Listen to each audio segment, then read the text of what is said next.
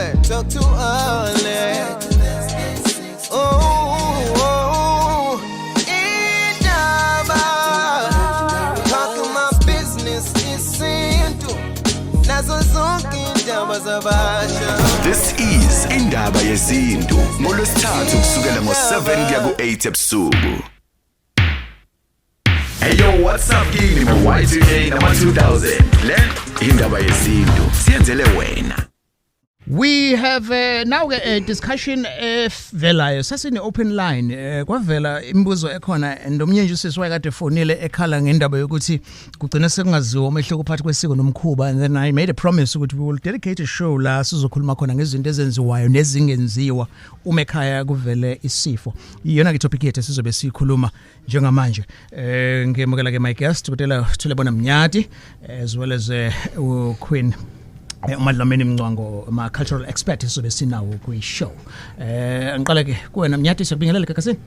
Asibingelela abalaleli bekakasi kwenhlana nasenzansi kwelakithi nje kweleka Gondwana liphelele lithenswe nakuba sisemanzini kodwa ke sithi umsebenzi yaqhubeka. Siyabonga kakhulu uMnyati ke lo, and then bese soba ke no Ndlunkulu. UMadlamini sikubingelela mpangazithu. Mina besilo bakamveli nqangi owavela kuqali izulu nomhlaba lingakaveli imithombo yamazi ngaba yokuduma. Ngiyanibingelela nonke nabendlula mithi. Namhlanje ke we looking at the pros and cons, mourning, following process, shopping, the family, amongst other things as I and abanye abantu baba offended nanokuthi makuvela isifo kule family, and then thothi mhlambe kamakhelwane it's business as usual, kudlala igqom qhuma ipiano, and then abanye bezothi no but asingeni lapho and asikwazi ukuthi singavimbela abantu nentokozo yabo, mhlambe they had a party ebisiplanwe kudalo njalo njalo, so sizobe sikhuluma ngaleyo nto. So Mnyati, ukufa will always be part of indlela yethu sonke, and ikhona yini ukufa okufika kungamele kufike uzwe ukuthiwa hayi nobe singakashaya isikhathi sakhe, ikhona into njalo ukuthi khona ukufa okungenzeki ngesikhathi.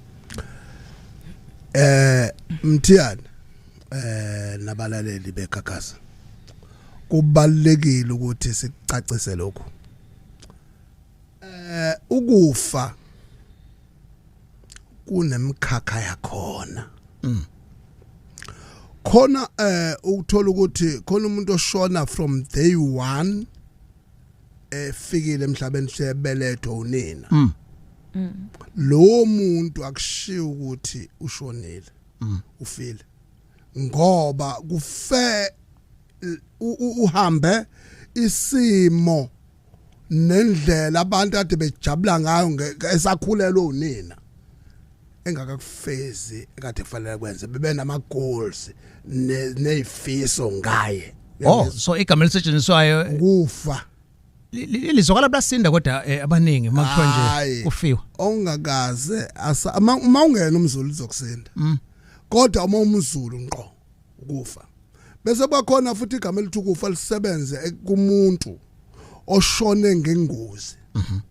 Ngabe imoto ufele emgwaqweni akashonelanga emgwaqweni, ngabe isibhamu udutshule washona kwisini la kade kwenzela khona, lokho futhi ukufa ngoba uphucwa impilo, kodwa uNkulunkulu nomveli nqangi namathongo bese kuthi nenhloso emndenini wakho bengalindele ukuthi usazokwenza. Alright, number 2 bese bakhona lento ekuthiwa ukushona. Ukushona kusuka eminyakeni yamashumi ayisithupha kuye eminyakeni yamashumi ayisikhombisa nesishagalolunye uyashona. So ama 2000 ke awuyishaya ngelanguage abazoyizwa leyo mnyaka 60 years kuya ku 79 years. Sure. Okay, right. Okubalekile lo muntu uma ehamba ngaleso sikhathi useshonile. Okay. Yangizwa ngithini? Bese makusuka ku 8 years kuya la kophela khona ukuthi umphefumulo uhlangane nenyama, ngoba egcineni kophela akekho ngakakulindele lokho. Egcineni lo muntu seyagoduka. Okay, yangithola ngithini? Izimo ke lezofuna sigade sibhekisise kahle uma sikhuluma ngokuhlukana komphefumulo nenyama. Ulandwa umveli nqangi, ngoba egcineni ngokwenkolelo yangizwa yethu thina sidala umveli nqangi sazi ukuthi uma umuntu edala umvelinqanga kune purpose nenhloso phakathi kwakhe lo mvelinqanga. Sikhuluma ngendaba ke yesifo umnyati usinikeza umehluko phakathi kokusetshenziswa kwamagama ukufa kanye ke nokushona. Uyabona lokho uNkulunkulu ekutheni kwamanye amagama ayasinda ekutheni usho emndenini zokwenza nje example ekutheni uma umuntu ethule kusetshenziswa igama lokuthi umzimba and abanye even on this show have always corrected us ukuthi no akumzimba istumbu and we understand ukuthi abantu abasuke bekusho lokho kusuke kungenxa ukuthi ukufa kuyabasinda abantu kuna omabili lamagama iliphe li appropriate ukusetshenziswa kuya ngesimo nanendlela nanomuntu kuze kuthiwe nje isidumbu ngoba kuyazi ukuthi usedindilizile umphefumulo awusekho bese ke kuthiwa umzimba kusuke sekuhlonishiso kukanjani nje mangayibeka ayisintu lamagama omabili kodwa ke lele lathi umzimba laqhamuka sekuhlonishwa ngoba ukufa indlela yabo bonke abantu ababi nabahle kuyafiwa kwaseke kuthiwa akuhlelelele umzimba ungathi liyabona nje ukuthi nje mawusebenza emotional uthothi kwendlula ubaba wakhe emhlabeni ngalolo suku imanager yakho will advise you to take it off because you won't be able to wash your father so bese beyakubeka eceleni so ngesihloniphiso nje like mina nje makuthiwa kumakudlula ubaba wami ngeke ngisho ngithi isidumbu sika baba nasi ngizohlonipha ngithi umzimba. All right, windaba ekakasweni izinto ngafisa ukuthi uyibuze namhlanje isinto sithini emalana siwe kushoniwe kufiwe kudluliwe nalawo magama ke ayavela sinokubona emndenini eminingi abanye bethi funeral izoba lwesine but kumele isidumbu sifike ngayizolo abanye bezothi straight from emoshwari azazongena ekhaya yini lawula lokho kulabo basuke bekwenza kuyimpoqo noma kuyisiko yini imnyati ukuthi uma umncwabo ungakusasa isidumbu asifike the night before. Kubaluleke kakhulu ngoba kuqala asilungise le ndaba le. Abole ndaba yamakhaza amamoshwaries asinawo. Kwaku indlela yokucreate a business ngoba yaye kwakuyabantu bohlango oluthize thina siba ibusiness kubona. Asikubalule lokho. Kodwa ke nakube sikhona kubantu abantsundu njengamanje. Kodwa egcineni ke isidumbu uma sesiphumile umphefumulo angeke phela sisuke nje ngesidumbu sesilwane siyofihla sisuke nje emoshwali emakazeni siyethu bathuneni engathi kuyofihlwa nje imbongolo noba inkomo efekabi engasezodliwa umuntu uyayibona into ngisho kodwa kufanele ladlule ezekhaya. Why? Ngoba kubalekile lokho uma ezekhaya buza uthi ke yini efanele yenziwe eqala ukuze uthole lempendulo le ethi why. Uma umuntu eshonile ngaphandle kwasekhaya ushonela esibhedlela lo muntu kunomphefumulo olandwa ngehlahla lo mlahla nkosi kwafika ama missionaries labantu bezenkolo base besebenzisa ikhandlela liba yelo ke angazi ke balithatha kanjani ukuthi belelo kodwa lokho kusuke kukulanda umphefumulo kwafika abasentshonalanga ngiqoke manje hayi baba Kristu basebenzisa imbali yayibona into ngisho so konke lokho kusuke kuadopta umphefumulo womuntu osuke emzimbeni wathi mawuphuma kwasala isidumbu emva kwalokho kufanele manje ke uma usubuya lo mzimba kade usemoshwali uxhunyanyiswe nawo ngqo uyangizwa ngesikhathi uxhunyaniswa nawo usuyabuza ekhaya usozokwenza okokugcina ngci bese uphuma ke manje ngosemthethweni ngoba ushonile ngaphandle esenalokho ukuthi uzobuyela ekhaya. All right, nawe ndlinkulu understanding yakho le echaza umnyati isizathu kanjalo kodwa ngenezelela lapha kumfowethu ukuthi konke lokho okwenziwayo kusuke kusukela kusiko impilo nanomkhuba ke wasekhaya umuntu mayehambele ngaphandle uyalandwa umphefumulo wakhe ubuye ekhaya kunjengoba ngani na ingoba mawuzalwa uzalwa esibhedlela namanje kuqala babezayela emakhaya abantu usuzalelwa esibhedlela ubuye uze ekhaya usuliqanjiwe igama bese uya introduce to the family kuze uqala ukuphila ngoba usuye emhlabeni wesithathu nakhona kuhle ubuye namhlanje uzofihlwa ngakusasa ubuye uze ekhaya kuze ekseni mase beyokwenzela indlu yakho bek address ukuthi siyahamba mase siyokwenza indlu yakho where you is your final rest lapho you will be laid to rest finally so usuhamba khona kufanele lokho kwenziwe engifisa nje abalaleli ukubanika lapho ama notes ukuthi makuhambe ingane khona into esikhona uzokuthiwa abantu abathathekanga Mhlasimpe ngoba isintu sifanele mase ngiyilapha kumele ngibachazele makuhambe ingane ekhaya ihlahlo lisebenzisayo umthole ngoba ingane siyicoshile phakathi kwaleli ekhaya bese makuhambe unkosikazi sisebenzisa ihlahla lomgano ngoba samganiselwa bese bekuhambe kunomzane womuzi no wenhlabathi yaleli ekhaya umlahla nkosi kuse ngabona abantu bethatha imlahla nkosi behamba beyolanda akukho phela singakusho ngoba nalo linakho komoya kodwa amabekwazi abaqonde lokho ukuthi kunezigaba bese kuthi makuhambeke umuntu oyintombazane bese thombile kodwa engashadile eseke waya ngaleya ubaba wakhe amxolisela ukuthi akasafani ngoba esefikile leli right ulalela indaba ekakasini Ama views expressed on Indaba are not ama views at Gagasi FM. Your views, your Indaba. I have a guest amabili inkosi yasengilande ukhwene Mncwango cultural expert kanye ke no Dr. Mnyati inamba ngithola kuyo 0861596596 esisikhanyisa inqubo yesintu mayelana ke nokufa komuntu nokudlula ke komuntu emhlabeni nokushona amagama lawa esiwasebenzisayo ngizothatha ke usiyamchunu on the road now to Clermont usekakaseni siya sanibona yebo sikubingelela siyakumukela kwindaba simukela mina yazi kwangcono kakhulu le topic nawe ngicabanga ngaleli sonto ngithi ngibuze la asithi mhlawumbe makushone umuntu njengomholo wangithi njengenduna njengomuntu nje omkhulu emphakathini Nkosi yesizwe kulabantu laba ababalaphi bendabuko ngabe kukhona ukuzila othile okukhona imikhuba kufanele bangayenzi just ukuhlonipha lowo muntu okay edlulile emphakathini all right Mbakazithi kakhulu kukhona lokho kodwa sekuya ngabantu ke ngoba akekho obabophela ogodweni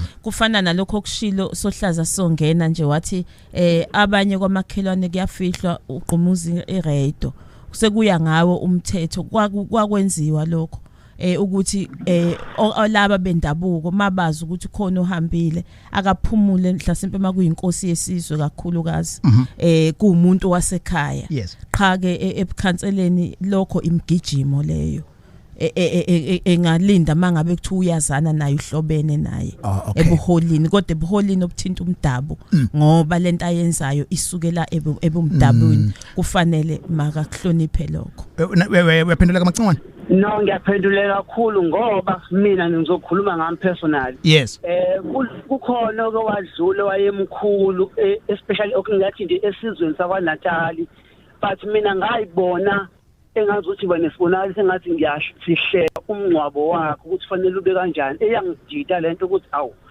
ngathathwa manje ngayiswa le kungabe mhlawumbe nami fanele ngihloniphe ngendlela ethizeni ungcwatshwa kwakhe yabo nawe uyihila uyi-traditional healer ngeke ngisho ukuthi ngiyihila but most of the izinto eziningi ezenzakalayo kwaZulu ngiyibone usolodwa manje ngingabi ne-ID ukwenzakalani ubone ngose kwenza ukuthi mani lokho ade ngikhonjiswa kona so awulingisezi ngiyihila ya akasondele eduzane nabo lapho afisa khona uzazofunda kahle ngoba ngiyamuza ukuthi ukhona ugcobho afisayo ukwazi ukuthile nokuthile yeah yini indaba ungadeclare ukuthi nawe umelaphi nje ngoba kwawena uyavuma ukuthi unazi impawu okay asenzeka nje mina ukhokho ngizothi ukhokho kakhokho owayeumilaphi so wangembatha so nginakho lokho yinto eqhamuka kude ekhaya so ingoba nami nje ngisala leyo nkanye mbijana sure okay uphendula uNdlunkulu invite all right from Clermont now ngiyakapata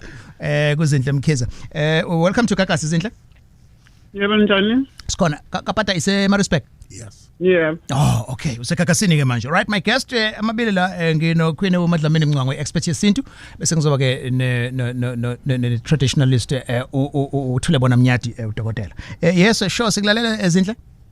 Yebo ngicela ukubingelela ke kuba nomama. Ngicela ukubuza lana ngizele nikhuluma indaba yokufa umuntu alandwe before ezongcwatshwa ngakusasa. Yes. Bengicela ukwazi ukuthi nangu umuntu owala ekhaya unokungayiphathi kahle kuze kubuya hamba ekhaya engaxoshiwe ehambela yena.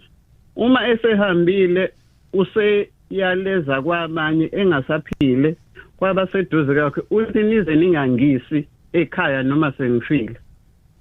Kwenze kanjani lapho? Oh, okay. So ukungayiphathi kahle ini isigebengu uyahlupha wenza zonke ironge ekhaya noma sekunemsebenzi okumele ayenze akhe kubaleka ke kunokuthi alungise amaphutha awenzile ekhaya. Oh, okay izinhle. Emnyati?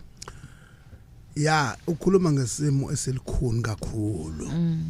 Sokuyibopha komuntu yena qobo. Ngaphambi kokuthi umphefumulo uhlukane nesidumbu.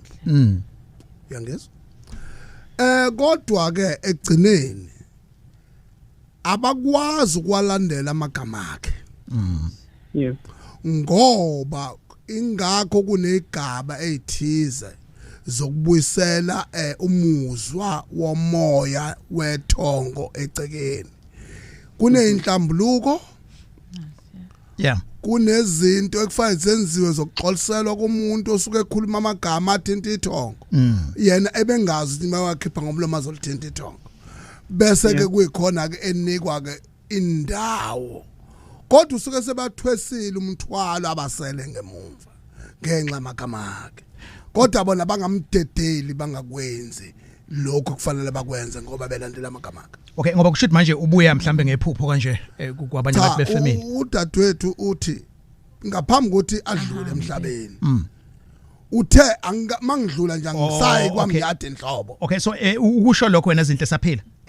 Uyaphila kuyimanje. Uyaphila kumanje. Okay, so kusho ukuthi afuni kwenza inhlambuluka kaflutho. So i-advice leka Mnyadi ke eyokuthi kufanele ningaphiki naye yenzana okufanele. Okufanele. Yes.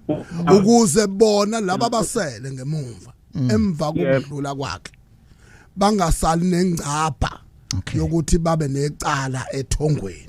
Kunjalo nje. Okay, no siyabonga ke izinto. Yes. Ngiyabonga kakhulu. All right. Indaba eGagasini ngizothatha uSiphamandla now from Kamasho. Sabona Siphamandla? Usegagasini? Kunjani baba? Ya ngiyaphila mfethu kunjani kuwena?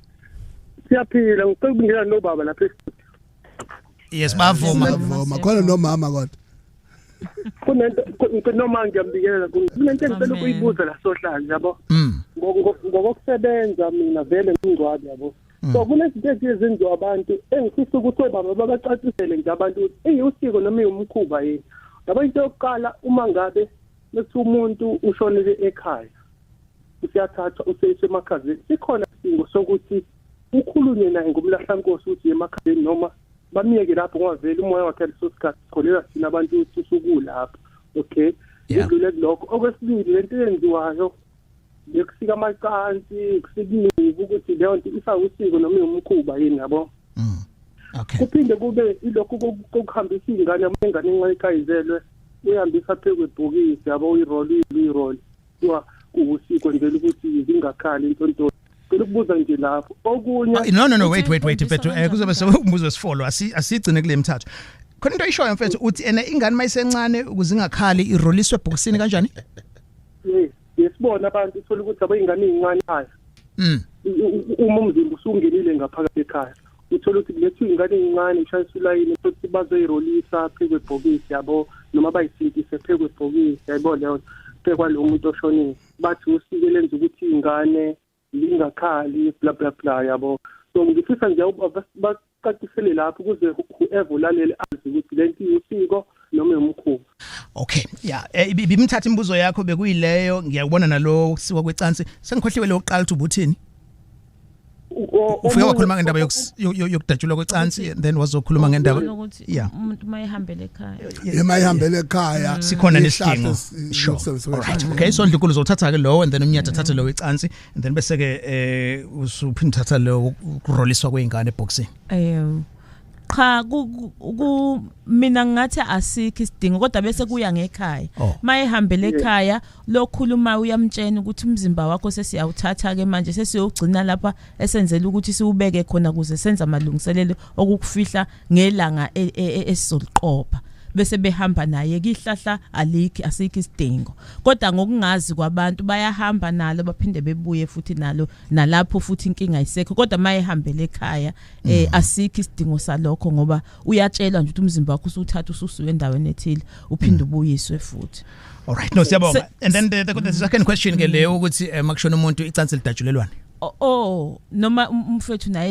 ezothayisela mhla simpe basuke badabusisela indlu lapha mabe yakho uyabona umfethu ufegujwe bese kwakhiwa lapha yana phansi umgodi ke kusuke benze ingene kanti futhi imbonqa ayingene ngoba ingeyokufika insonto ikhwani lingelethu saqabuka emhlangeni sonke right yini imbonqa yabona icansi the decoration yes elapha igcinene yenziwe ngewall sure right I hope uyibamba mnyati ake ngibeke ngiyabonga ku Ndlunkulu ukuthi ayibeke kodwa engifuna ukubalula kakhulu ukuthi abantu bakwethu abawuyeka umkhuba ukuthi umuntu mayishonile ekhaya egcekeni basebenze ehlala alisebenze hlobo nje alikho khuluma nje singaloko singayimbathisi lento mthiyana yes iqaqe be straight okay bese kuthi 2 ukusikwa kwecansi kunenkolelo ukuthi uma into isimuku ingaphefumuli kwakunenkolelo yabonda kulona isiko inkolelo mayingaphefumuli ila ke kufanele khona manje kwenzeka khona ukuthi umuntu uzovaleleka ngwazi ukuhamba ngendlela yakhona ingakho ke manje ama missionaries afika asungula ukuthi makunengubo beyingubo zafika nama missionaries incansi lezi zafika nama missionaries so zonke lezi zinto kubasebe kwenza ukuthi ke akudatshulwe kuqala ukuze umphefumulo ube nendlela yokuhamba ungabophekile la uyakhona lalela indaba eGagasini lolu hlelo ngalithola podcast yakhona namanye ama topic akhona ku-app Gagasi FM nakhona ku-YouTube you can watch as well namhlanje sikhuluma izinto ezesiko kanye nokudlula komuntu mayishona my guest we have uQueen Madlamini Ncwango kanye nodokotela uthule bona Mnyati this is Gagasi inamba 0861596596 mhlawumbe ucabanga ukuthi sengikhohliwe kuma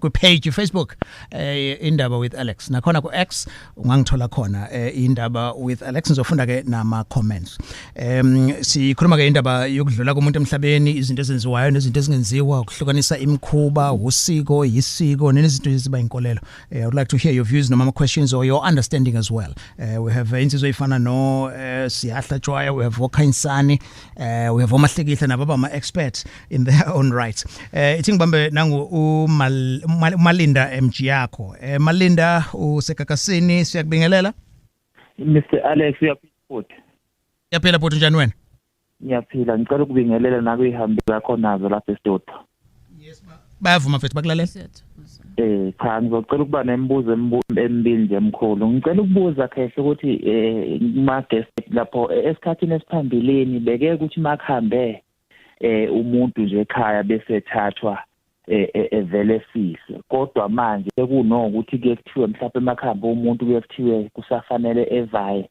eyobonwa udokotela ngicela ukubuza ukuthi kahle kahle isidingo sokuthi eyobona udokotela sisuke sikuphi noma iqiniso ukuthi mhlawumbe kwesinye isikhathi kuke kube khona amaphathi ukuthi umuntu ma esehambile akhishwe kuyena mayisekhishiwe ke lawo maphathi akukho mhlawumbe okubuye kudale inkinga kulowo muntu loyo njengoba kwesinye isikhathi ngiyangibona mhlawumbe manje umuntu kade engasenamlenze bese kuba khona mhlawumbe impahla ebulawayo ekusuke kuthiwa mhlawumbe imele ukuthi ngoba lo muntu kade usuke engasenamlenze ngicela ukudlula ke futhi lapho okwesibili futhi ngicela ukubuza kahle kahle umuntu nangu mayisethi usehambile useyakhishwa ke endlini useyiswa endlini yakhe yokugcina into ephumayo ngoba manje ngengibheke abanye bethi kufuneke kuphume ikhanda kuqala abanye bethi kufuneke kuphume yokuqala kahle ikuphi okufuneka kwenzeke okay siyabonga siqala ke kwena Mnyati bese ngiza kuNdlunkulu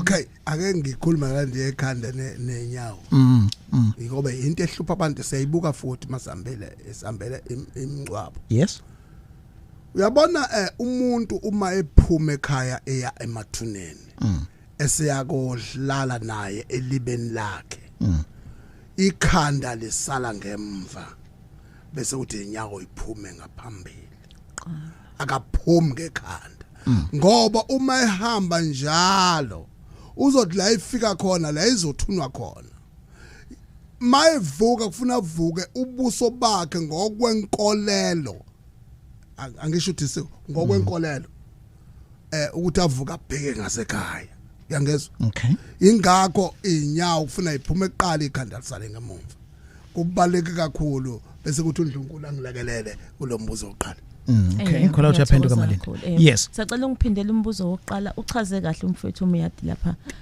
ngoba into esayificayo yenziwa saphila kunye naye ngicela ungipha lo Malinda ufike wakhuluma ngendaba yokuphuma kweinyawo and then wasuzokhuluma ngale yokuqala ukuthi mayishonele ukuthi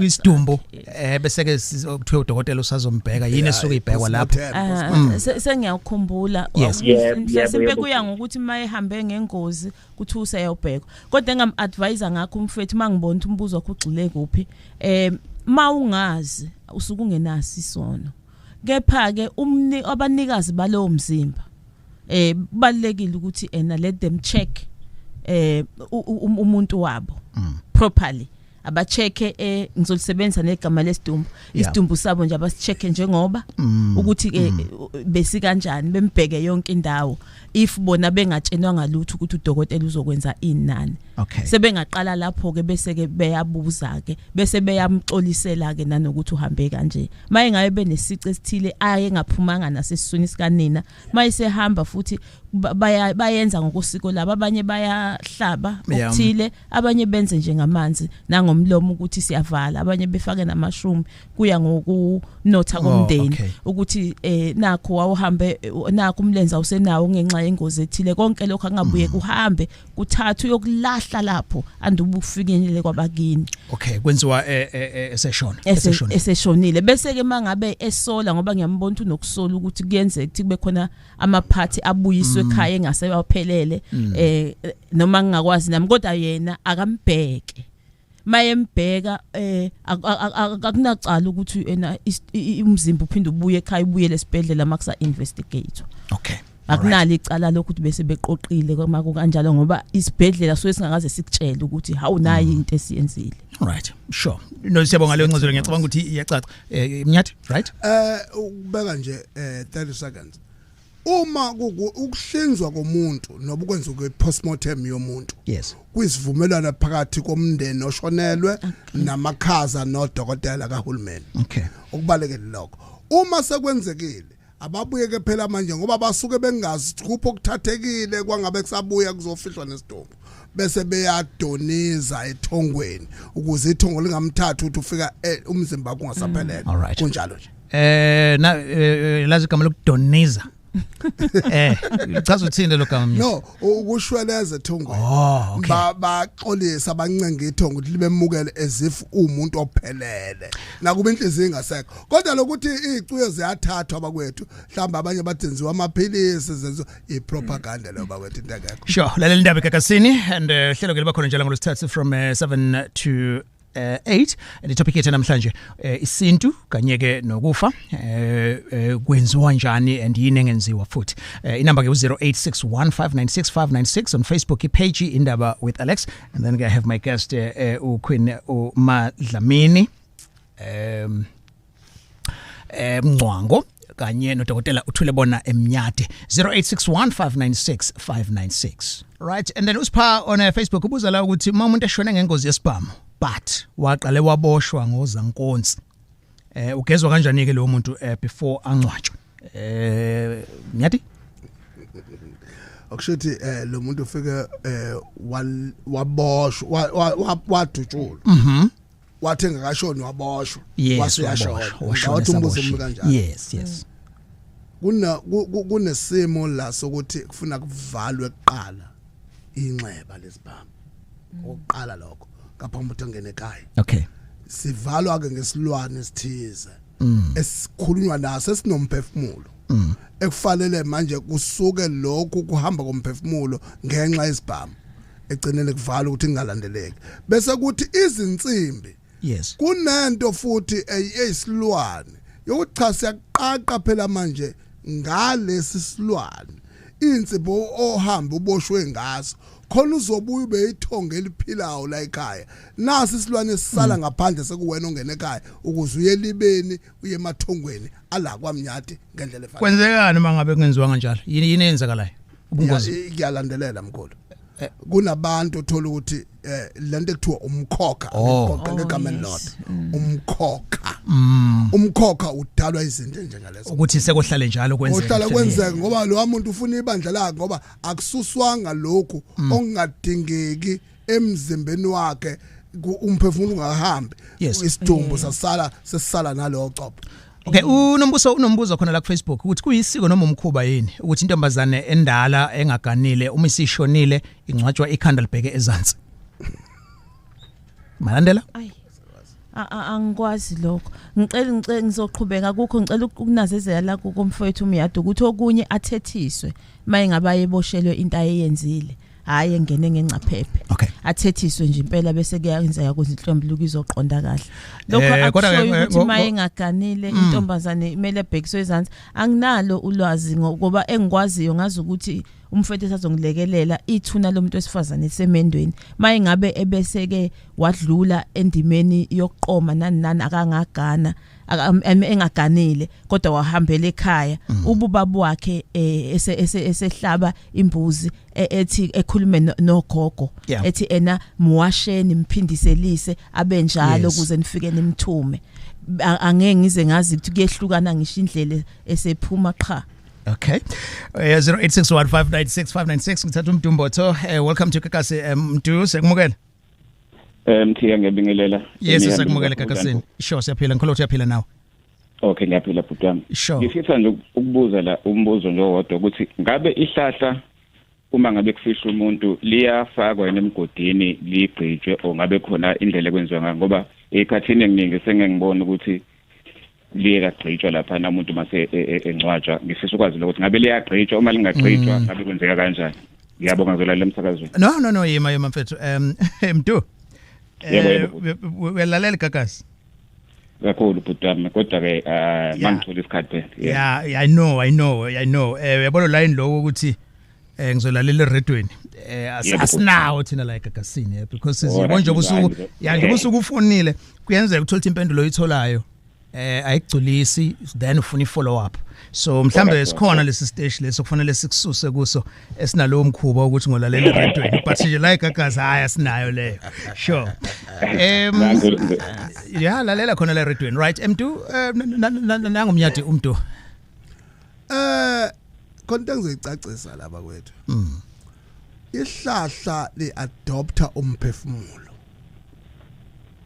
umphefumulo akwazi ukulanda emgwaqweni la uhambele khona nobulanda esibhedlela la uhambele khona uphinde ufike ekhaya uphinde uyawudlulisa futhi uyiselibeni yes iliba bakwethu ithuna eliba into yesidumbu kuze inyama mayibola inganukela abantu ngoba nephunga labantu ababegcinezelwe yikhukhula esimweni sanowa uNkulunkulu lamcasula uyangizwa ngithini ngakho ke sibantu baNkulunkulu iphunga liyafihla umhlabathini ngaphuma manje ke ihlahla ke bakwethu lisale ekhaya endlini kagogo kuze kufike isikhathi la kohlanjuluka khona kukhulunywa nalo kwenziwa zonke izinto ukuze lo muntu agcine yithongo la ekhaya bese lenziwa njani ke mase kwenziwa leyo ritual ke ihlahla liphelele endlini nje enkulu ekshiswa khona impopho ekhaya. Okay, ngolotho pendulekile mntu.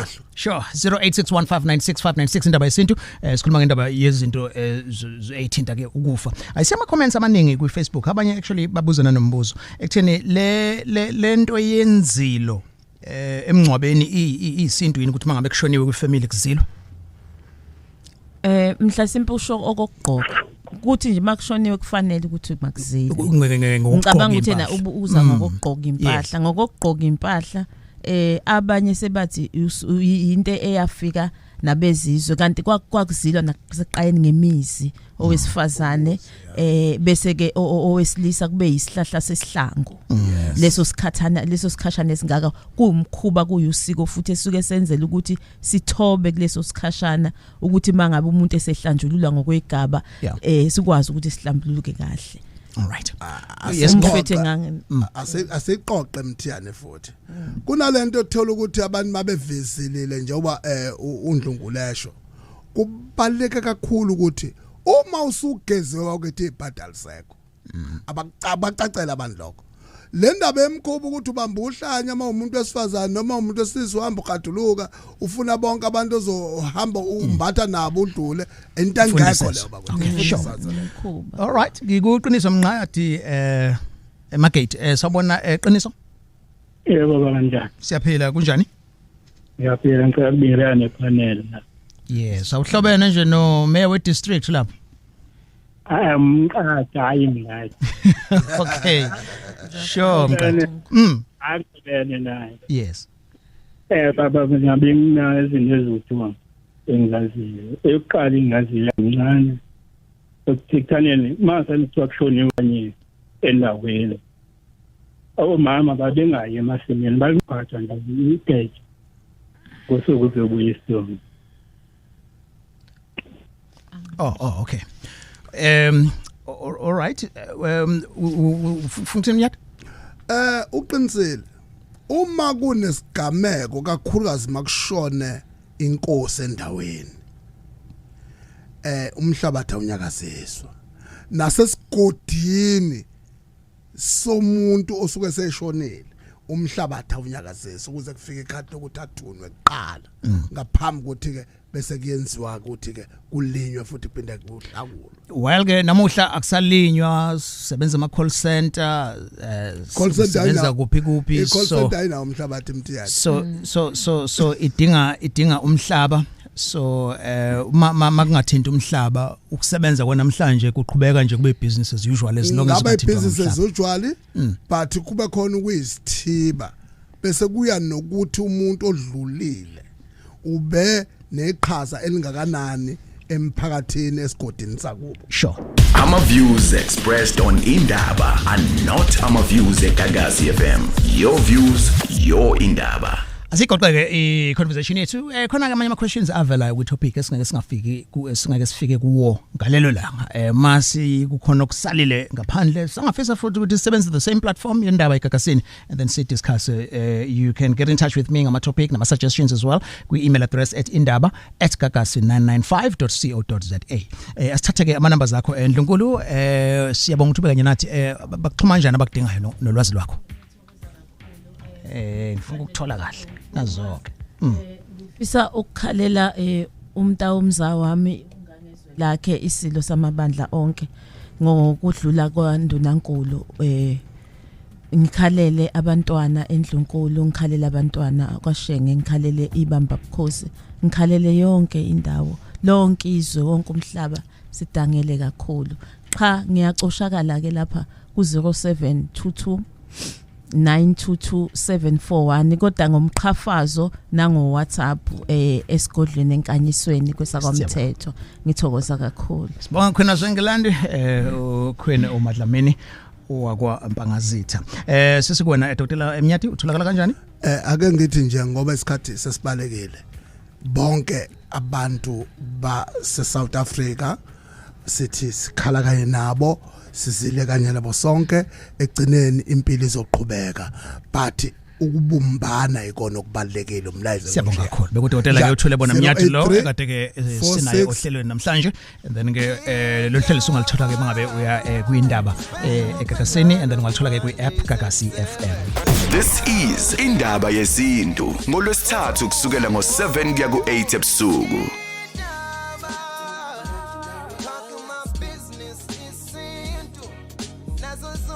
Indaba